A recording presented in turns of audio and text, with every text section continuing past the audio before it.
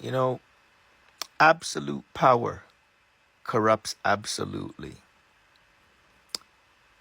There's something about humans, human nature, that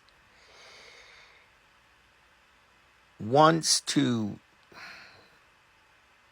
elevate itself, wants to compete with itself, wants to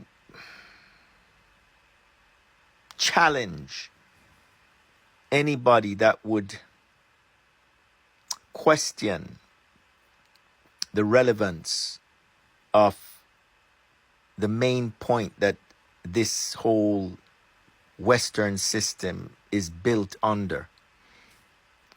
The truth of the matter is, Western civilization was built on philosophical myths as well as religion that justified war and debauchery and genocide of other groups that didn't fit the religious persuasion that was presented. But the thing of the matter is, it wasn't that the religion, this is my opinion, it wasn't that the religion was really the main issue. The inventors of religion knew in a way that the gullible would take it seriously, would take it to heart.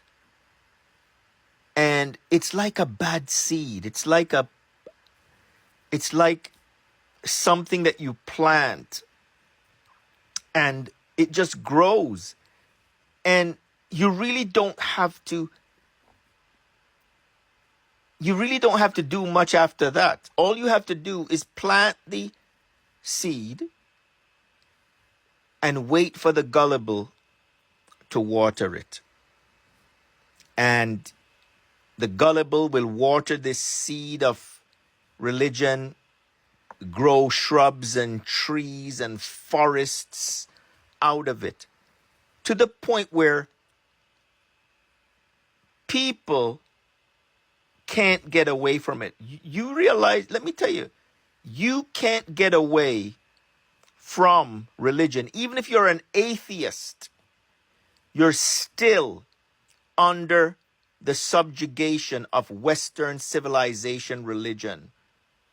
And if you try to question it, if you exhibit any kind of intellectual doubt through critical thinking, you are going to face major opposition. And I'll tell you this, you will even face opposition in your family, even in your relationships, in your workplace.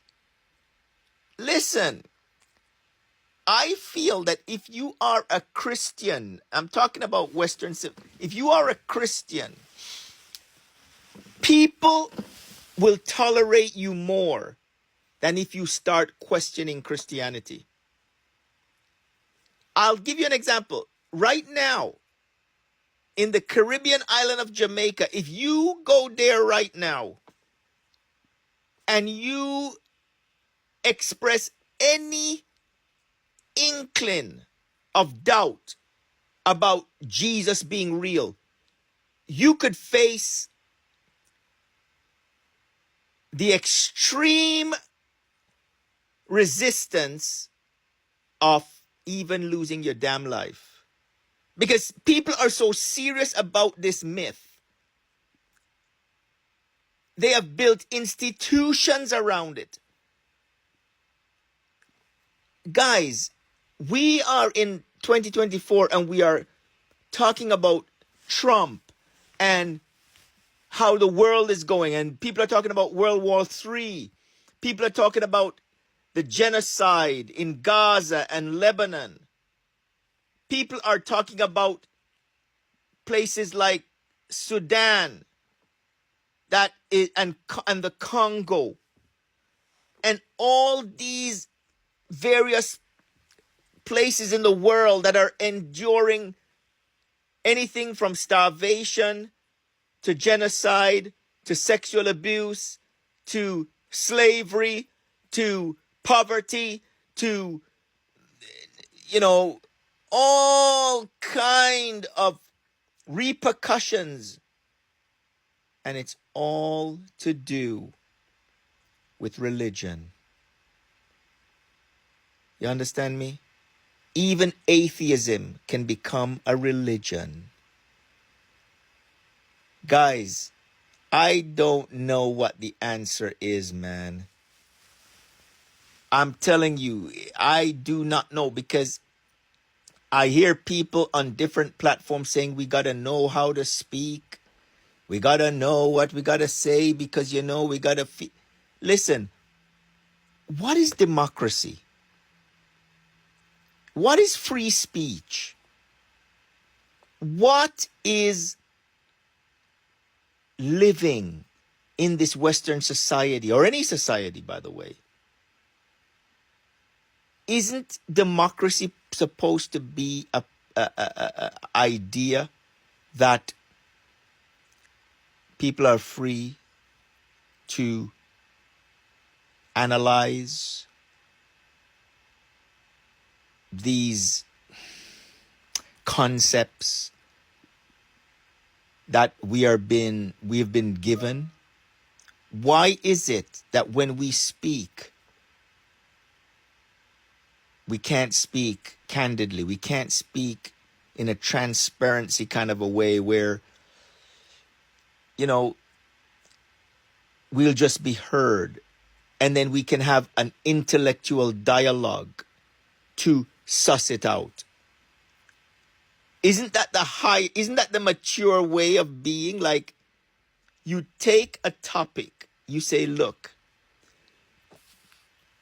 here's the statistics, here's the historical facts, here's how religion has ruined the world, here is how it has divided people, here's how it's made people into junkies. Let me tell you, it doesn't matter which religion you're talking about. It doesn't matter which movement you're talking about. Let me take the one that I espouse, because I have a lot of empathy for, Rastafarianism. Let me tell you something. There's so much factions and so much arguing in Rasta. And guess what? Some Rastas, they come on and if you say that Haile Selassie is not Jesus in his kingly character, as they say in Jamaica, they burn you out. As a matter of fact, you can't go in certain camps and critically, you know, look at the concepts that they're giving you. Right?